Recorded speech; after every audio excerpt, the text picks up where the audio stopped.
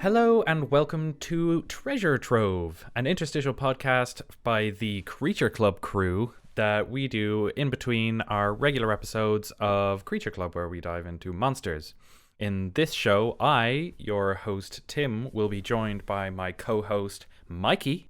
Hello, Tim.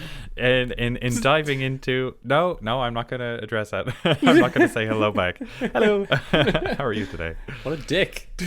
Yeah, just kind of an asshole. Anyway, we're going to be jumping into items from the Dungeon Master's Guide, as we have in previous episodes. We are going to be dealing with page 169, giggity, from the Dungeon Master's Guide, starting off with our F series, which is going to be a series that will be one episode long, hopefully. All right, so get your Dungeon Master's Guide out right now. Get your highlighters ready, and a piece of paper next to you for writing down some notes. And everyone, please be quiet. Class is in session. Silence all. Silence all. Everyone just be very quiet while they're listening to Creature Club, so they can get all the listening done. Yep. So if you're listening to this in a car with like other people right now, then just nobody talk. Nobody talk. Everybody shut the fuck up. Yeah. We're trying to teach you about items here, so just shh. All right. I'm trying to teach you about real life lessons here. You know, this is the stuff you really need in life. Yeah, and I hear you back there. You person in the back seat there. Stop giggling. You're going like, haha, that's funny. We're in that situation right now. It's like, yeah, well, who cares? Just quiet. Yeah, right? Well, also, turn off your phones. You'll interrupt anybody else's if you get a message, which reminds me I should put mine onto silent. And don't put it on just silent, all right? Just turn them off. Shit. Turn them off completely. All right. I'll turn it off now. Tim, you're fine, all right? You're fine. Just turn them all off. Okay. Completely. All right? And if it's a camera phone, they're banned because you can't have camera phones in school, all right? Yeah, you're not allowed to have camera phones in the auditorium, so too bad. In the auditorium. Everybody listens to this in an auditorium, right? That's standard. Now I just picture like a lecturer with like a really old-timey like radio, just like putting it down on the kind of like, now we will listen to Creature Club. Beep. Yeah. And then it's just us laughing about it. Or like all of our subscribers are so rich that they all have auditorium rooms. Their podcast auditorium where they sit and contemplate. Shall we listen to the new episode of Creature Club in the auditorium? Yes, that sounds quite good. Jeeves, get out the listening materials. Pen and paper, please. I looking for some inspiration for my Dungeon and the Dragons game. Anyway, enough faffing about. Yeah, there's not a whole lot of entries in this one, so we're just doing a lot of like, little vamping, pre-banter, so we can have some time. Yeah, you caught us. We're just filling out time. Anyway, F items. Am I right? Yeah. F items. I barely know items. Excellent. But we're going to be starting with F here, and shall we just immediately jump straight into them? Yeah, let's jump into them. Let's do it. All right.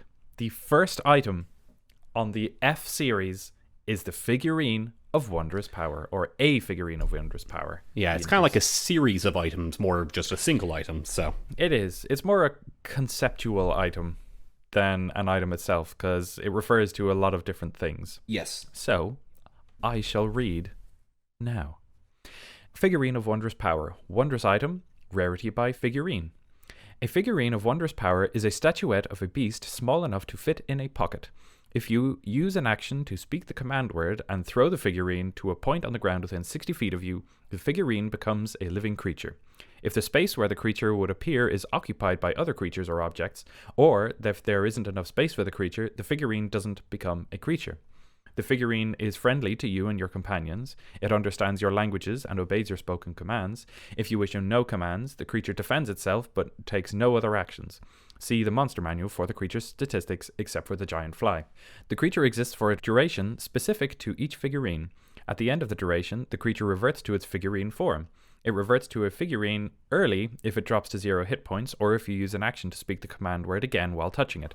When the creature becomes a figurine again, its property can't be used again until a certain amount of time has passed as specified in the figurine's description. So that's pretty much all you could possibly need to know about how you play Pokemon. Yeah, I guess so. So basically, it's a little figurine of a animal or a beast of some sort, mainly an animal. I think it's actually just animals here. Yeah, We have a couple mythical creatures as well. The old is there? griffin. Oh yeah, we do have a griffin there. I'm just looking at the pictures on the. Yeah. Because I'm more of a pictures man myself. Yeah, a visual representer. I only read picture books. But it's like a little statue of that, and you can kind of summon it into a beast of some sort. Is that kind of what they're kind of going for here? Yep, seems like it. It's basically a little Pokemon in your pocket, a pocket monster, if you will. Yeah. And that's very cool. Like and of course you got a whole bunch of them here that do different kinds of things, because there's different kinds of animals with different abilities. So I shall say the first one. Alrighty. The Bronze Griffin, rare. This bronze statuette is of a griffin rampant. It can become a griffin for up to 6 hours.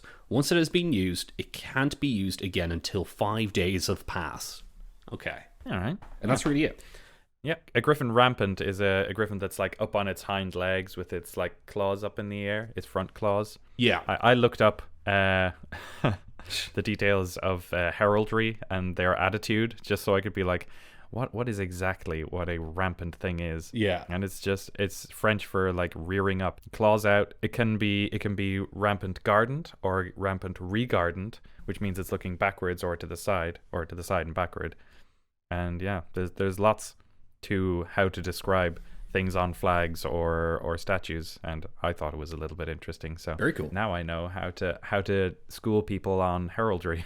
Yeah. Oh wow. Tim's there on the streets, on all that street heraldry showdowns that go down. I'm ready to school some fools. Yeah. Anyway. Yeah, so if you want the Griffin stat block for this, go grab your Monster Manual, which you do have because you listen to Creature Club, or you don't have because you listen to Creature Club. It's either two sides of the same coin.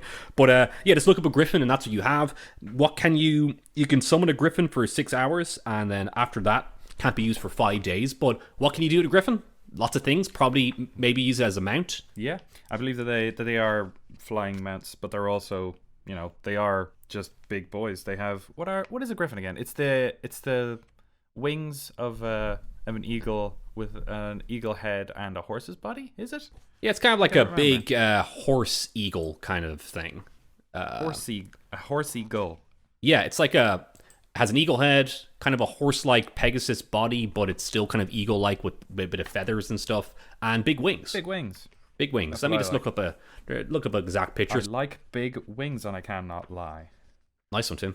Thanks. And now I see a picture of a griffin rampant, because the first thing I looked up was a heraldry of a griffin. But yeah, it's a eagle head, eagle top with looks like a lion. Oh, it looks like a this picture here has like a lion hind legs and a lion tail. Yeah. Front half is eagle, back half is like a lion. I looked them up in the Monster Manual, and they have a couple handy things, but they don't have any particularly special abilities. They're challenge rating 2.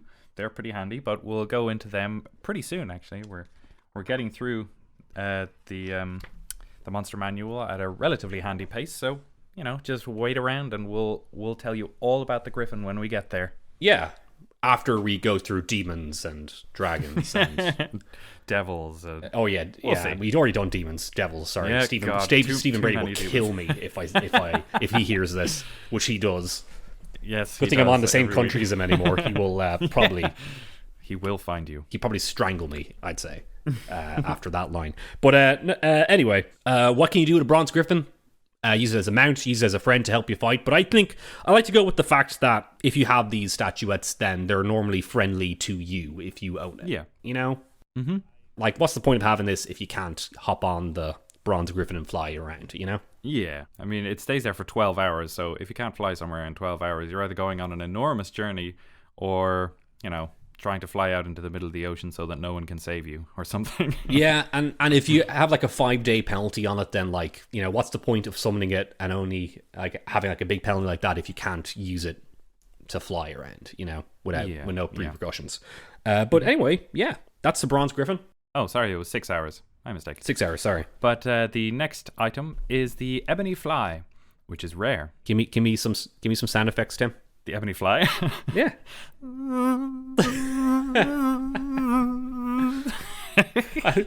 I love your fly sound effect. Yeah, I want to do a sound effect for all of them from now on. Here's my griffin. There you go. So, this ebony statuette is carved in the likeness of a horsefly. It can become a giant fly for up to 12 hours and can be ridden as a mount. Once it has been used, it can't be used again until 2 days have passed. I hate horseflies. They make me so angry. They're just the worst. They're not even wasps. They just bite you and they fucking suck. Yeah, they are terrible. Ooh. The giant fly has its own little stat block here, which is the only place that you can find a giant fly stat block. And I will fly quickly through it. It's a giant fly, large beast and aligned. Armor class 11. Hit points 19, 3d10 plus 3. Speed 30 foot, 60 foot flying. Strength 14, dexterity 13, constitution 13, intelligence 2, wisdom 10, and charisma 3. It has dark vision up to 60 feet and passive perception of 10, and it doesn't speak any languages except as described in the description of the actual figurines where they understand your languages. And also its language of the fly sound effect. Yeah. I like the idea of like your main villain having a huge fly swatter as well, when like you try to fly up to the big tower and you're like, we got this, we're gonna defeat Gorbalax, and then he's like, not today, and then oh no.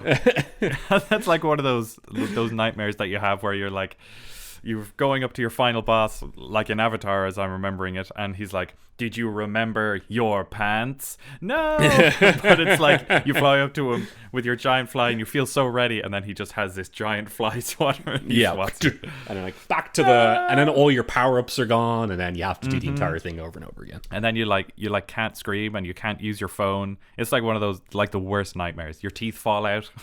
Yeah. Just all the stress dreams. You didn't study for the exam. Yeah. But yeah, so it's a fly. It's this fly counts as a large beast, and as it says here, can be used as a mount. So, I don't know, as we said, use it as a mount. It's a giant fly. Horseflies do have a bite. Like, horseflies do bite you, so I would presume that they would have some kind of ability to bite. I might give them a similar ability to the griffin, which has its beak attack, but make it a bite. Yeah, it uses its strength. So, yeah, +2. So, 1d8 +2. Just for a giant horsefly bite. Just so it has something that it can do outside of flying you somewhere. Yeah. And being a large beast, you can have it, once it's out into its figurine, you can probably have it land on something, because it's a big ebony thing, so it's probably pretty heavy. All right. And yeah, just all kinds of useful things that you can do with a giant fly. Yeah, so the giant fly. He's a giant fly. The ebony fly. That's what it's called. Anyway, moving on. The golden lions. Wow. Ooh, rare. These golden statuettes of lions are always created in pairs. You can use one figurine or both simultaneously. Each can become a lion for up to 1 hour. Once the lion has been used, it can't be used again until 7 days have passed. So, 2 lions, 2 golden lions, always in pairs, and you can turn them into lions, and they fight for you. So that's cool. Or you could link them up to your chariot and have a really cool lion chariot. That's cool. That's what I'd probably use it for. You could ride out of the city and then that's it. Yeah. You have to recall them and then get some actual horses to pull you the rest of the way to wherever the hell you're going. Oh crap, gotta wait a week to summon this again. Yeah, I looked cool leaving the city though, and that's all that matters. Yeah, or entering the city, like kind of like a Prince Ali kind of situation. Yeah, having a big parade happening. Yeah, bit of a fanfare. It would also be pretty rad for a villain to just spawn these. Like you're trying to chase him down, and he's just like, all right, and he throws these behind you, and you have to fight these 2 lions. Like that's kind of a cool little image where your player's like, whoa, I wasn't expecting that, lions, man, and then. There you go. Woo. Yeah. So the lions in the monster manual have pack tactics. So when they're within 5 feet of the other, tactics. The lion has advantage on an attack roll against a creature if at least one lion's allies is within 5 feet of the creature and the ally isn't incapacitated. So that's just like every other pack tactics. It also has a pounce thing where if it moves 20 feet straight towards a person, it can pounce on them against the DC 13 saving throw, and it can do a running leap. With a 10-foot running start, it can jump 25 feet. Whew. Cool. And it has a speed of 50 feet, so they fast. That's cool. Yeah, both. If you put them both together, then they can be pretty deadly, I'd say. Yeah. Golden Lions, use them right now. Tim, next. Next is the Ivory Goats, which is a whole thing. The Ivory Goats. Rare. These ivory statuettes of goats are always created in sets of 3. Each goat looks unique and functions differently from the others. Their properties are as follows. The Goat of Traveling. The Goat of Traveling can become a large goat with the same statistics as a riding horse. It has 24 charges, and each hour or portion thereof that it spends in beast form costs 1 charge. While it has charges, you can use it as often as you wish. When it runs out of charges, it reverts to a figurine and can't be used again until 7 days have passed, when it regains all charges. Which is a little bit awkward. Yeah. Like, does that mean you have 24, and no matter how long you wait, unless it's up to 7 days, you won't recharge that 24? Or do you think it just recharges every 7 days? It says nothing about regaining except for after those until it's done. That's it. Yeah. Yeah. When it runs out of charges, you have to wait 7 days. So you'll use it as sparingly as you like. You can use it once a day for 24 days, but then you won't be able to use it for 7 days. That seems a bit annoying to me. The entire waiting 7 days thing is kind of weird and annoying. Well, not saying like it's kind of weird because it's such a long amount of time, which rarely happens in D&D games. I think is an entire week, and people don't tend to like keep track of days as far as I've been confirmed, except for the couple of our games which have been very important, and like time is very important to us. Yeah, I personally like making a calendar and like ticking off the days because I like time passing. Yeah, same. Yeah, same. But I would say that it recharges after 7 days. Like you get 24 at the start of the week, and then by the time the week rolls around again, it's back to 24. So you can't like overuse it because it is still this figurine of wondrous power. Yeah. But it's not just going to suddenly not be able to be used for 7 days, because that would be very frustrating, I think. Because if that is somebody's only mode of transport, because they're like, I don't need a riding horse, I have this Goat of Traveling. Yeah. That's just gonna bother them. Anyway, we're digressing. Next one. Yes. The Goat of Travail becomes a giant goat for up to 3 hours. Once it has been used, it cannot be used again until 30 days have passed. Whew. Yo. That is a lot. It's rare, so it's... The step up from uncommon. Yeah, relative speaking, it's not actually that rare of items. So I guess you might get this early game, and having a giant goat, is that a huge boon to your party? Like, I think that 30 days, again, is kind of a long time in-game. Once again, that's a month, around. Which a month barely passes in D&D games. And what does it do? It's just a giant goat. That's Just it. a giant goat. Yeah. It has a charge ability, and it's sure-footed, which means it has advantage on strength and dexterity throws made against effects that would knock it prone. Yeah. And that's kind of it. It doesn't have many hit points. Its challenge rating 1/2, so it's not really a fighter. I mean, travail, or travail in French, is the word for work. So presumably it's a 3-hour work horse/goat. Yeah. Because it doesn't really have a huge amount that it can do. It does a little bit of damage, but yeah, I'd say its only use would be early on in the game, and without it, like once you've used it once, 30 days, you're going to have leveled up by then, and this goat is going to be virtually useless. Yeah. Unless you want him to like hold up a bridge, and he can be like the Billy Goat's gruff or whatever. But yeah. Yeah. Anyway, Goat of Travail. The last goat is the Goat of Terror. The Goat of Terror becomes a giant goat for up to 3 hours. The goat can't attack, but you can remove its horns and use them as weapons. What?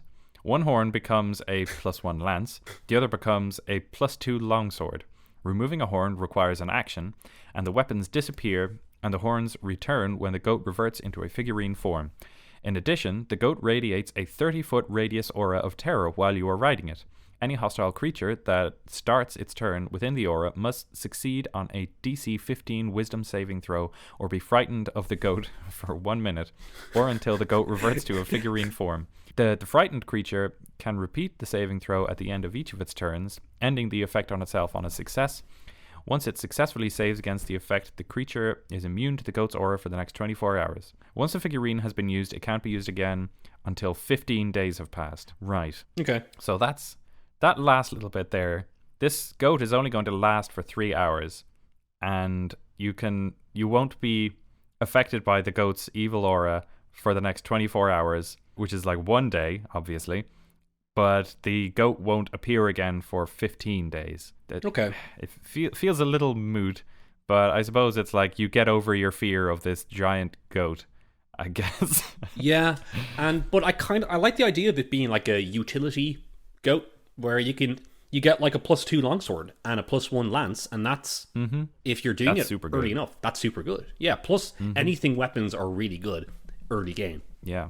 And +2 is solid. Yeah, you know? and it becomes a giant goat that once again can do a little bit of damage and help you out. Oh, it says it can't attack. Yeah. If he has no hordes, he can't attack. So that's kind of strange. It's a strange creature, but like saying that they are all distinct, like it described each goat looks unique and functions differently from the others. How do you think we would describe these goats? I think the traveling goat would just be like a normal goat, like a gray goat or something. I suppose I'd probably, if I was running the game, let them describe each of their goats. Yeah. But I'm just going to go on a tangent here and say that I think that my traveling goat would be like black and white and super cute.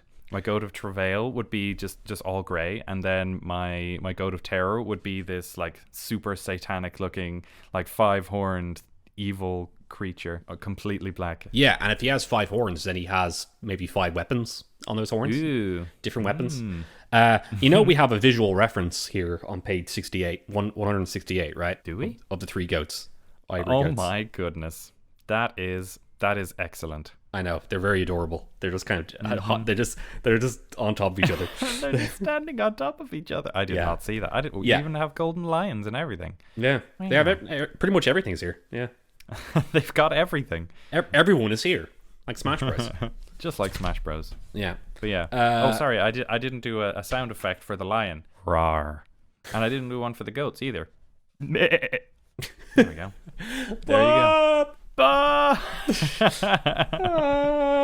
So yeah, those are your 3 Billy Goats gruff. Yep, kind of strange, kind of very specific, and the penalties on like the waiting time, the cooldown time is, I don't know, it's kind of weird. Yeah, I might switch that up a little bit. I might change it up and maybe give the Goat of Travail a little bit more things it can do specifically, like maybe it has like a really high carrying capacity or something. Maybe give it the ability to change sizes, so that like it can be a giant goat, but it also can be like a micro goat, so that you can put it into like a secret hole or something. Yeah, that'd be kind of cool. Yeah. It says that it can. What did it say in the start? Did it say you can communicate with them telepathically or anything? It understands. All of them understand your language and obeys your spoken commands. So. Okay, but it wouldn't be able to like convey to you what it has seen. So maybe not. But yeah, maybe it'll be able to like go into a house through a small entrance that a human wouldn't be able to fit into, and it turns into a normal sized goat and then opens a door for you from the inside. Because the Goat of Travail is a goat that does work. If you say go into that hole and open the door from your side, then it'll probably understand that. It'll do that. Yeah. Anyway, let's continue on. Let's. The Marble Elephant. Rare. Sound effect, Tim?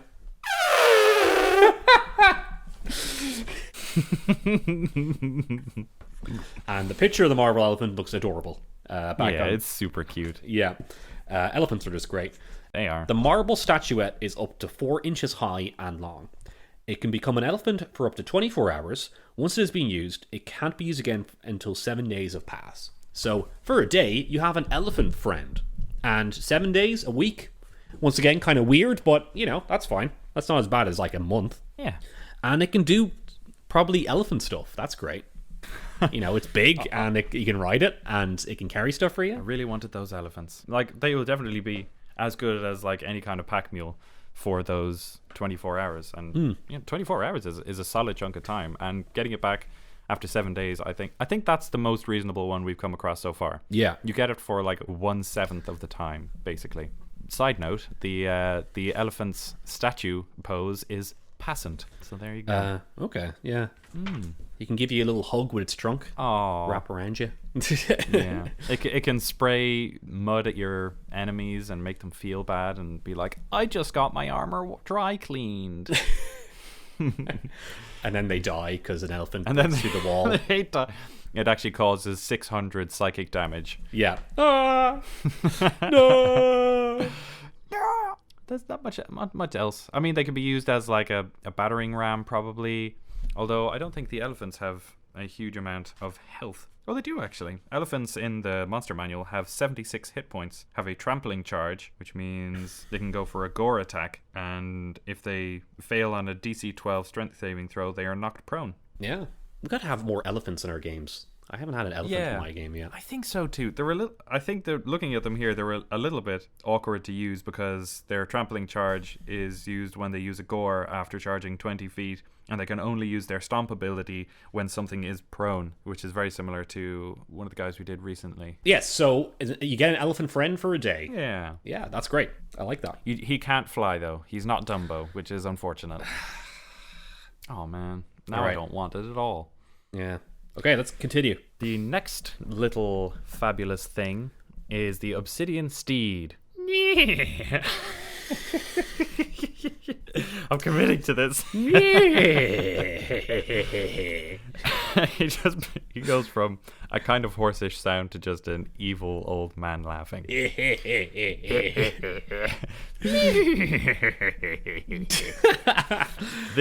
This polished obsidian horse can become a nightmare for up to 24 hours. The nightmare fights only to defend itself. Once it has been used, it can't be used again until 5 days have passed. If you have a good alignment, the figurine has a 10% chance each time you use it to ignore your orders, including a command to revert to figurine form. If you mount the nightmare while it is ignoring your orders, you and the nightmare are instantly transported to a random location on the plane of Hades, where the nightmare reverts to figurine form. Oh my god. That's a spicy meatball. That's a spicy meatball. Yeah, the nightmare, it has its own entry in Monster Manual, and I'm about to look it up. But that is crazy. Why would you ever use that? Even at a 10% chance. That's a bit strange. But yeah, kind of one of those, like, nightmares are pretty badass and cool. And they're pretty, I think they're relatively strong. Yeah. Challenge rating 3. Hit points 68. Strength 18, dexterity 15. I mean, I won't go through it because we're going to go through it in about 7 years. But they have confer fire resistance and illumination. They shed bright light. And they have an ethereal stride. It can magically enter the ethereal plane from the material plane. That's pretty cool. It can't teleport to Hades, apparently. But, you know, that's something that is... I suppose they had to throw in a little bit of a curveball for one of these figurines of wondrous power. Yeah. Just so that they weren't all either just like helpful little things or steed things. This has to be a little bit awkward, I guess, for some reason. Yeah, how do you get out of Hades? Plane shift. That's all I can think of.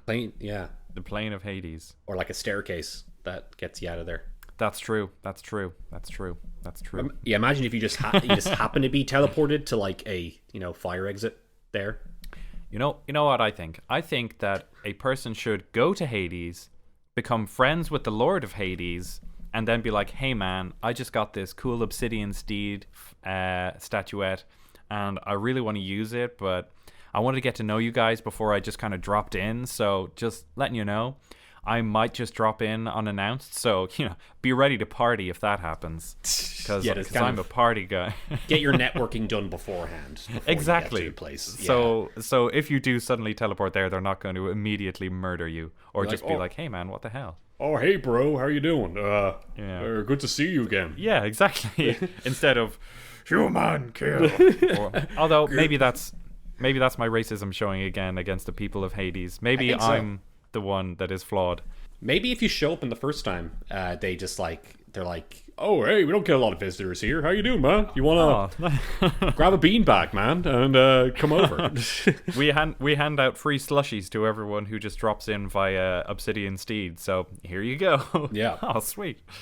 And you get to choose the flavor. I'd go strawberry, but anyway, that's beside the point. I like blue flavor. Yeah, the blue one. Excellent.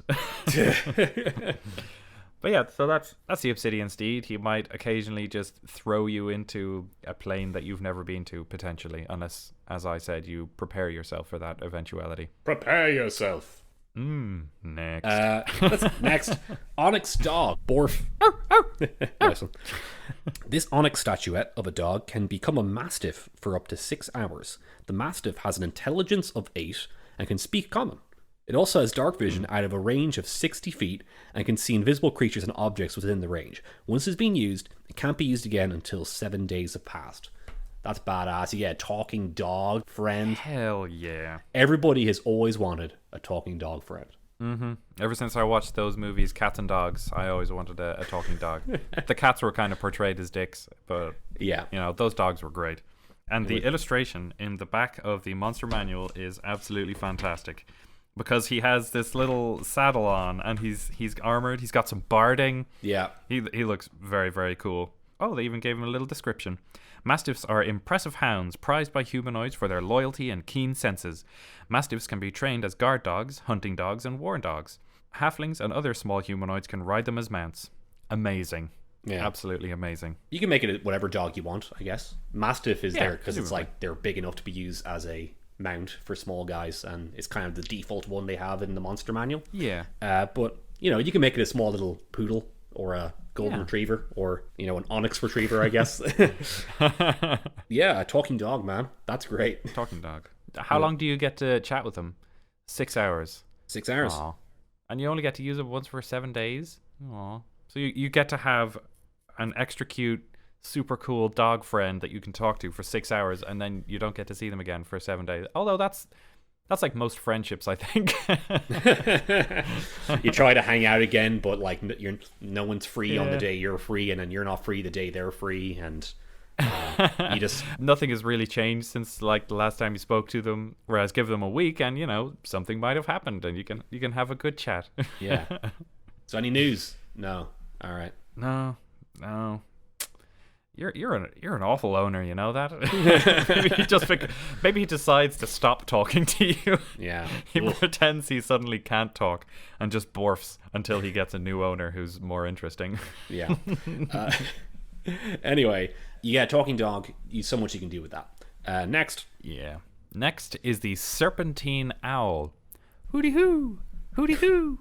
This serpentine statuette of an owl can become a giant owl for up to 8 hours. Once it has been used, it can't be used again until 2 days have passed.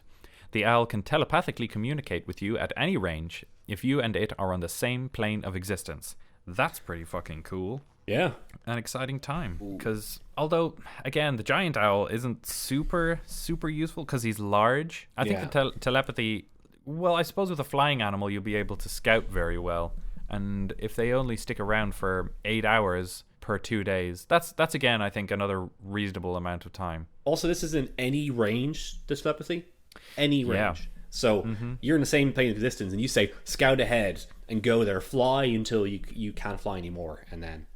Tell me the story of your adventures. Yeah. Or, like, just, can you, scout... It's a perfect scout for you, you know? Yeah. The giant owls have an intelligence of 8, similar to the dog, so they might even be able to speak. Yeah. Oh, it says, the description of the giant owl languages. It speaks giant owl. Understands Common, Elvish, and Sylvan, but can't speak them. But with your telepathy, presumably you can communicate relatively well. Yeah, which telepathy you can communicate any language. I like how giant owl is specified as a specific language that it can speak. Yeah, that's weird. That's not any for anything else.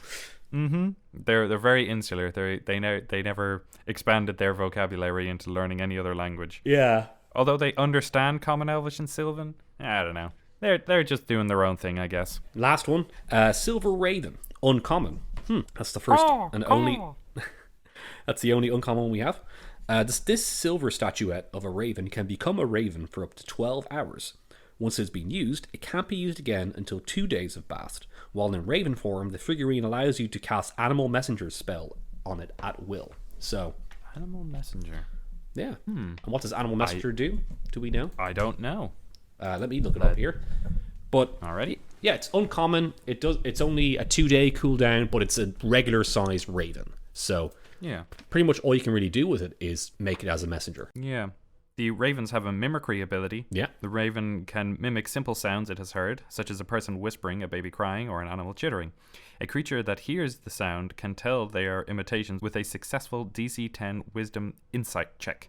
So that's kind of cool. Yeah. So you send a message with a tiny beast, which is probably a raven at this raven, and you can send to a specific location which you have visited at one point, and the recipient who matches a general description, such as it says here, such as a man or woman dressed in the uniform of a town guard, or a red-haired dwarf wearing a pointed hat, and you only speak 25 words. So, good old Jim. He never puts down that pointy red hat. Yeah. Reliable source. The target beast travels for the duration of the spell toward a specific location, covering about 50 miles per 24 hours for a flying messenger, or 25 miles for other animals. And you can cast it at higher levels. With the 12 hours that he has, he can fly about 25 miles, which I think is pretty reasonable. Yeah. In 12 hours, 2 miles per hour doesn't seem particularly fast, really. Oh, well, maybe he gets lost along the way or stops to eat some worms, even though he's not really alive, because he's actually just a fantastical little figurine. Yeah. So this is just like a kind of a free spell slot for an animal messenger, you know? You don't have to spend any spell slots. You don't have to find an animal. I guess you could be in a place that doesn't have an animal. You could be like trapped in like a prison or a castle somewhere, and you still have this somehow. You snuck it in, and you're like, quick, you have to get it out, and then you just kind of put it through a crack in the wall, and you say someone and say, quick, get some help, and then you send them to get some help for you. That's kind of cool. Help me, Frodo. You're my only hope. Whisper to the moths, and then the eagles come. Yeah, exactly. Is that what happens? The eagles are here. The eagles. I think that all of the this is all that they have provided for us in the Dungeon Master's Guide, but I think that it's pretty reasonable to basically use these in any form of creature that you would like. Yeah. I'd say restrict mostly to the kind of standard creatures, but using them for virtually any kind of wild creature. I'd say stick to the beast type of monster. Don't get yourself a flumph or something like that. Yeah. Go for some cool stuff, but diversify your portfolio. And I think that these guys will be probably used most frequently by druids who have an affinity for animals, so they would, I think, realistically keep some small figurines of these animals around, even if he didn't need them. Yeah. Even if they weren't the figurines of wondrous power. Yeah, definitely throw them into a treasure chest somewhere in your next dungeon. Give your players one or two of them and see what they do with them. Because it's just an animal summon, and it's kind of your imagination what you can do with an animal friend. Yeah, like I have actually used the Onyx Dog in one of my settings where there was this kind of knick-knack shop that was like of huge repute, but the party had just arrived there, and they were like, hey, where can we go to get some supplies for the road? And everybody's like, oh, head to this spot. And the party walked in, and I described a couple of items, and then I described the Onyx Dog, and the owner of the establishment walked up to them and said, hello, can I help you? Do you see anything you like? And they said, what's this Onyx Dog? How much is this worth? And I said that it was worth like 100 gold or something like that. And they were like, 100 gold? $1 billion. $100 billion. And they basically had no idea what it was. And he was just like, well, it has this ability. And he spoke a word to it, and it turned into this mastiff. And they were like, whoa, this is a world of magic. Which is great. This is a world of magic. I have fallen into a world of magic. Oh no. I'm trapped in a world of home improvement. But yeah, they're cool to kind of lay around for like new people. Doing this kind of unexpected thing, as I discovered, will, like, I thought that it would be pretty obvious that this dog wouldn't just be just a statue of a dog. Yeah. I thought that they would have some sense, and then I was like, all right, well, this is what happens. And then they're like, oh shit, we got a talking dog. I was like, I didn't give it the restriction of the like once every 7 days. I said that he can only be out for the 6 hours per day. Yeah. But like they can use it as much as they like for that 6 hours, and he can be put away, and they can take him out for 3 hours and then 3 hours or whatever. Yeah. But yeah. And that might even be a better way of doing it, I think, where it kind of doing it on a daily basis instead of waiting for so long, because 7 days is like, once you do it and you have to pass 7 days, you kind of forget about it, I'd say. Exactly. You're like, oh, I can't use it anymore, that's fine. Then, yeah, months pass in your D&D game and you forget that, oh, I still have this Onyx Dog. Crap. All right. Yeah. or a flaming tiger and his friend person who we fought, and then they helped us. Yeah, a quick little quick thing here is I in one of my games, the guys fought a ancient hero, the specter of an ancient hero. It's flaming tiger companion. I still have the PDF here for them. I have their stat blocks. Oh yeah, still have it around too. Sun Soul, Argeus, and Fortune. Yeah, Sun Soul Argeus was the ancient hero, and our Fortune was the flaming tiger, giant flaming tiger. And you guys defeated him, and then he was like, "Great, now you can use my power, so you can summon him." Mm-hmm. And then you kind of kept the little amulet that allowed you to summon him, and you never used it. Never ever used it. Never ever used it. You never summoned him once. And then at the end of the game, in the final mission, the final boss, let's see, maybe I can use Sun Soul Argeus and Fortune. And then everyone's just like, you do know that he's probably like level 1. So he's very under level for this. And then you would not help at all. And then it's oops. Yeah, it's very funny. Like, I'm just gonna use this, and like I've been sandbagging for the entire thing. Like, it's just so D&D where you get this cool item, but you forget about it. Like, yeah, you're like, oh, awesome! I get this flaming fucking tiger, and I can use him as my friend. And then you're like, okay, I could only use it on special occasions, and then just that one thought is what like deletes it from your repertoire, basically. Yeah, it's like, nah, I can't use it all the time. It might as well not be on your page. But you could use it all the time. All he said was, the more times they use him, his power will wane. That's kind of all he said. Oh, well. Yep. Well, let that be a lesson to the rest of you. Yes. If you get cool stuff that your DM gives you, do your best to use it. Because they probably spent some time working on it, you know? Yeah. Or don't. It's up to you, man. Or don't, yeah. I'm not your dad. Indeed, you're not. So shall we move on? Let's move on. Past these figurines. Flame Tongue. Weapon. Any sword. So it can be used, any sword can be used as it. Mm-hmm. Rare. Requires attunement. You can use a bonus action to speak this magic sword's command word, causing flames to erupt from the blade.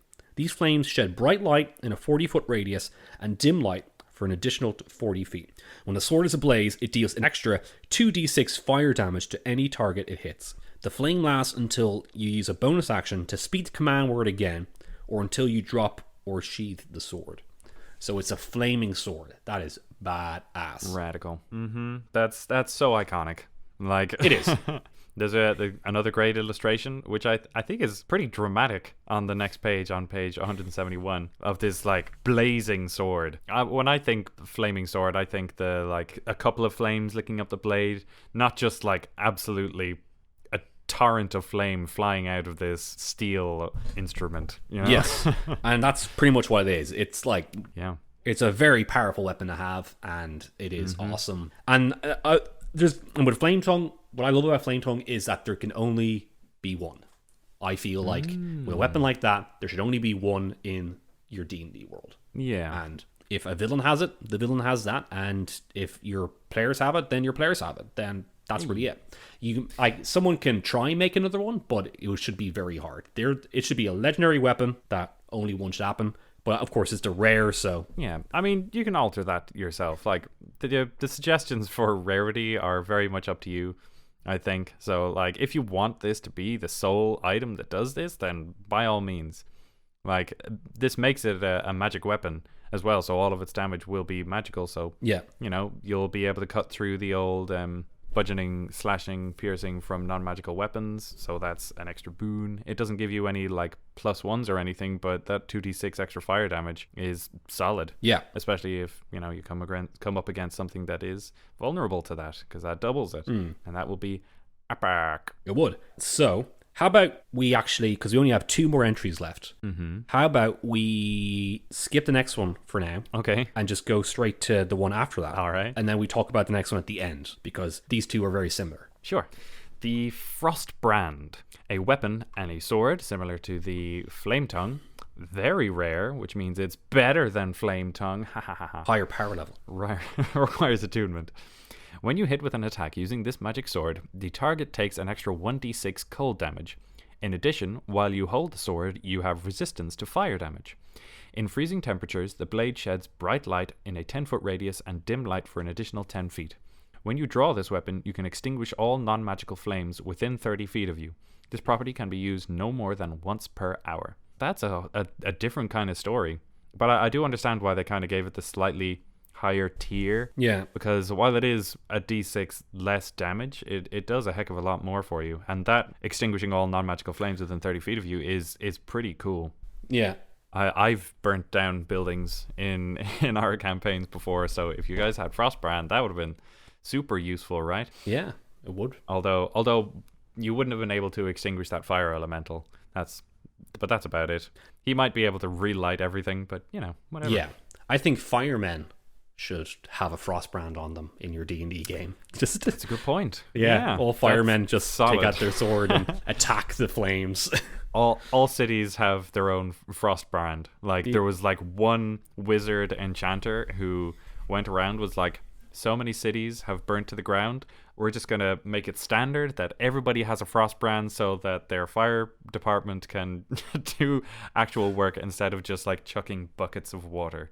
Yeah. Although I suppose you have control water. Yeah, whatever. Yeah. I had I was talking about this beforehand, Tim. I had a villain in one of my games where I never actually got to use the villain, but I had this really cool concept for him that he was the wielder of both Flametongue and Frostbrand, and he was just a fighter, a really good fighter. He was like an ex-knight, but he's like an Oathbreaker paladin, but he had Frostbrand and Flametongue, and that's just super overpowered, edgy as stupidly fuck, and just kind of but just cool, very intimidating. If you saw your main boss come out with both these things, it can lead to some really, if you describe it well, it can really lead to a very iconic fight, I think, where half the room's on fire and half the room's just not on fire, and it's great. I love that idea. Yeah, like each of these items are individually pretty iconic, but then to have them both, some people might think like, oh, it's kind of cliche, but it is so fucking cool. Yeah, but to play with both. Yeah, and if you make this just like a really good fighter, and that's really it, his only kind of special moves really is just Frostbrand and Flametongue. That's kind of it, But that can lead to a tough fight. Totally. Like flame damage, I think, is one of the most common weaknesses. Yeah, I think one of the most common vulnerabilities, and I think ice damage or cold damage is pretty rare, but to give it the extra abilities, because cold damage has so little, but being able to do the other stuff is kind of substituted for that. So yeah, I mean, I love them both. The illustrations are fantastic. The hilt of Frostbrand is absolutely gorgeous. Yeah, and very cool. The like fractals of like the icy stuff on it. If I was to order a blacksmith to make me one of the, or make a custom order, I'm not going to order a blacksmith. You have to have blacksmith. You just have a catalog and you ring them up.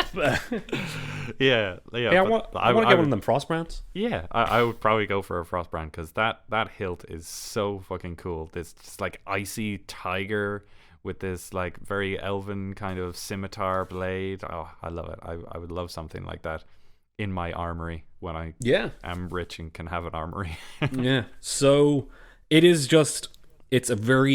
both powerful weapons. They're both good weapons, and putting them into your games is a very cool idea. Because I think if you have a fighter or a martial man of some sort on your team, giving him like a magic sword or a magic weapon is a good idea. And Frostbrand or Flametongue would be an excellent boon to your party if you give it to them. Yeah. So each absolutely solid weapons, because you can be as creative as you like with coming up with these intricate weapons, but just slap some fire damage on a sword and make it magical, and logically the fire will be able to knock away darkness because flame is a light emitting thing. There you go, you have yourself a Flametongue.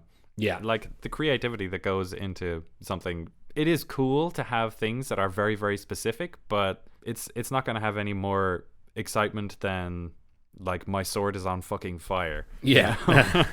Yeah. I completely get you. Sometimes just saying that to your players is enough to get them excited. Where like this sword, it goes on fire. You know what happens now. You know exactly what you're in for. Solid weapons to be introduced in any game. Yeah. Basically. And they can be any sword. So long sword, great sword. Are we ready for this final item? The final item, probably, in my opinion, the best item in D&D. Yeah. The best item. Undoubtedly most powerful. Most powerful. I'd say that hands down. I don't think any people would argue that point at all. Yes. I haven't even used one in a game yet. Me neither. Well, I haven't got to that level. It takes an epic level quest to use this item, basically. So let's stop faffing about here. All right. Enough of this. All right. Enough of this talk. Let's finally go into it. Let's walk the walk, not just talk the talk. Our final item for this episode of Treasure Trove is the folding boat. Finally, we are talking about it. The folding boat. Yeah. Wondrous item. Rare. Let's go into it, guys. The object appears as a wooden box that measures 12 inches long, 6 inches wide, 6 inches deep, and weighs 4 pounds and floats. It can be opened to store items inside. This item has 3 command words, each requiring you to use an action to speak it. One command word causes the box to unfold into a boat 10 feet long, 4 feet wide, and 2 feet deep. The boat has 1 pair of oars, an anchor, a mast, and a lateen sail. The boat can hold up 4 medium creatures comfortably. The second command word causes the box to unfold into a ship 24 feet long, 8 feet wide, and 6 feet deep. The ship has a deck, rowing seats, 5 set of oars, a steering oar, an anchor, a deck cabin, and a mast with square sail. The ship can hold 15 medium creatures comfortably. When the box becomes a vessel, its weight becomes that of a normal vessel its size, and anything that can be stored in the box remains in the boat. The third command word causes the folding boat to fold back into a box, provided that no creatures are aboard. Any objects in this in the vessel that can't fit inside the box remain outside the box as it folds. Any objects in the vessel that can fit in the box do so. All right, let's break it down. That is amazing. Yes. I completely forgot that there was command words, but I always have the idea. Me too. We always have this meme going around that it's easy to, like a tent, it's easy to get out, but it's hard to put back in, and you have to fold it yourself manually, and you have to like kind of stuff it back into the box. Yeah, it's like the donning and doffing armor rules that are like, I just take off my armor put my armor on. But yeah, it is very, very cool. I mean, I do love it. It's completely silly, because like the illustration that they have in this book is amazing. It shows you the stages of how to put it together, basically, and it's beautiful.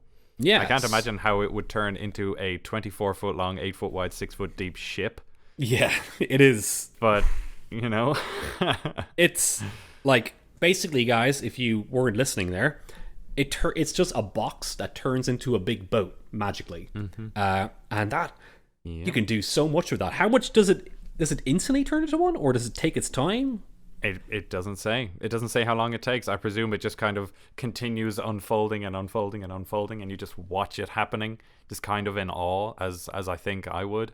Yeah, like imagine putting it just into someone's pocket, you know, like into like, and then you say, it off. You say unfold, and then it just kind of goes like my pants. Pocket. Yeah. So much you can do with this, guys. You can like quick getaways. You don't have to worry about like costs of harboring your boat, like you can put it on the sea, unfold it, and then take it to like a river. You can it's so compact. Like if you sail from a port to another port, and then you go onto the land, and there's suddenly this like, you won't be able to cross it in any kind of speedy way, so you just happen to have this folding boat, and you're like, don't worry guys, I have this, and then you just produce this quite beautiful item, and then just it pops open. 15 medium creatures on one of them. Yeah, that's immense. That's a force of people. That's like you're like, when are you ever going to have 15 people? You know, if you're like my 15-person party. Yeah, you're taking on a small fort. You know, you're sieging a castle, and then you're like, let's get 15 good men to do this, and then you're like, let's do it, man.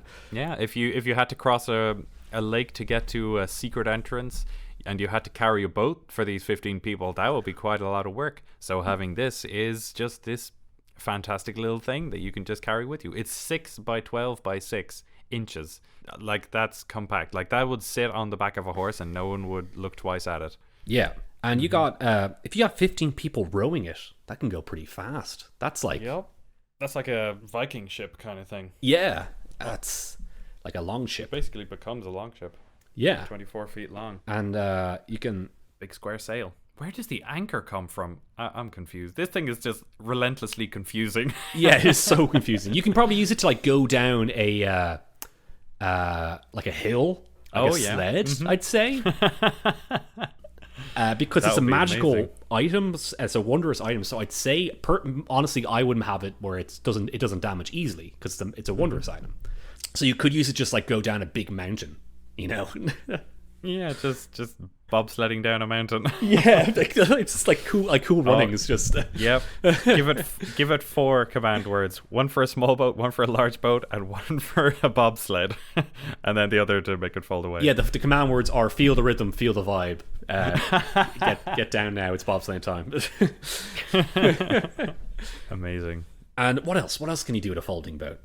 You can do so much. Because they are wondrous items, I presume that they would be able to resist being put into lava, which I don't think any other wooden boat would. Yeah.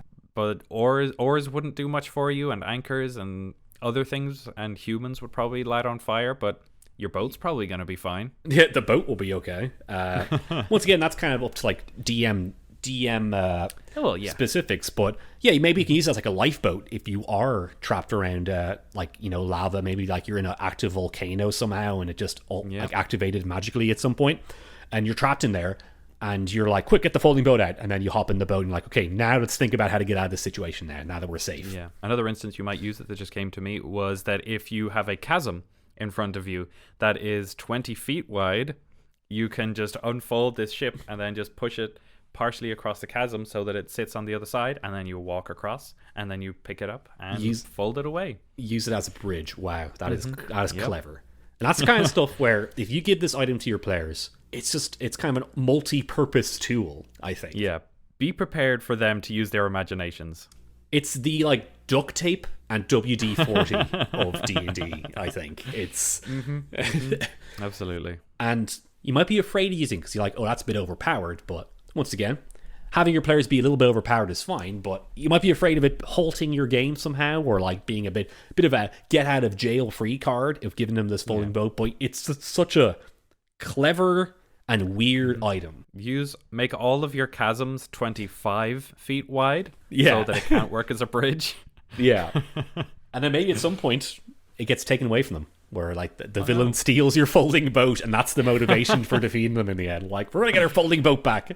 We're gonna go up this wizard's tower to get our boat back. Yeah, that could be a motivation for a small side quest. Yeah, this dude stole our folding boat. What the hell? The most useful item in D&D. What are we gonna do without it? It's the most powerful item, which honestly, it is. It is. It best. really is. There's no denying it. I want to use it at some point. I have not used this item yet. Same. Shall we wrap it up there? Yeah, let's wrap it up there. Yeah. If you guys have any funny stories about any of these items, especially the folding boat, please send us a message on Twitter at Creature Club Pod, or just Creature Club Podcast. Look it up on Twitter if you don't already follow us. But we want to know your stories about this thing because it's just such a great item. And if you like this episode and you aren't subscribed yet, please consider subscribing to us on whatever podcast app that you use. Mm-hmm. There's going to be more episodes like this in a later date. What else do we have, Tim? You do the faff. We have our website where you can download the episodes directly, or you can subscribe to the RSS feed, as you said. But there is also a contact us form where you will be able to send us your D&D stuff, send us your homebrew, send us laudings. You can tell us how great we are. You can begin a dialogue. If you also run a podcast, then you want us to have a chat, we can join that. Sure, why not? Yeah. If you want to get in contact with us without using that, you can just email us right away at creatureclubpodcast@gmail.com. That is our Gmail account that I haven't actually checked in a little while. Maybe we have some more homebrew. I'm excited. Maybe. There's also leave a review on iTunes.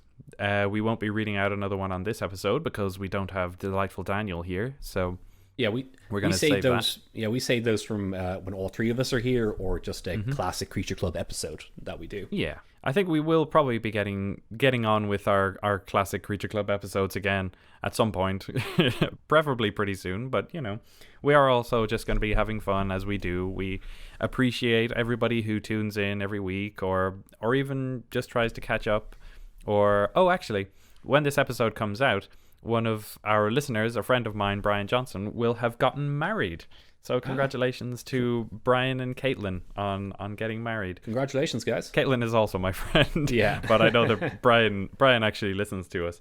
I think he was actually going to be saving the villain squads and the treasure troves for after he has listened through all of the creature clubs. So this is going to be way later that he actually listens to this. But congratulations, Brian. I wish you a wonderful life with your delightful wife. Yeah, congrats. If you want to shout out for us, or if you want us to propose to your girlfriend, then don't do that. Absolutely do not.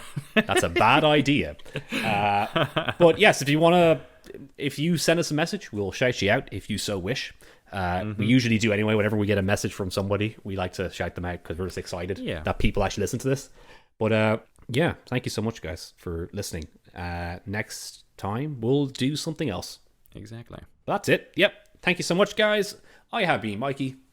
I have been Tim. This is Creature Club. Stay cool. This actually is Treasure Trove. This is Treasure Trove. Oh, shit. This is Treasure Trove. Stay cool.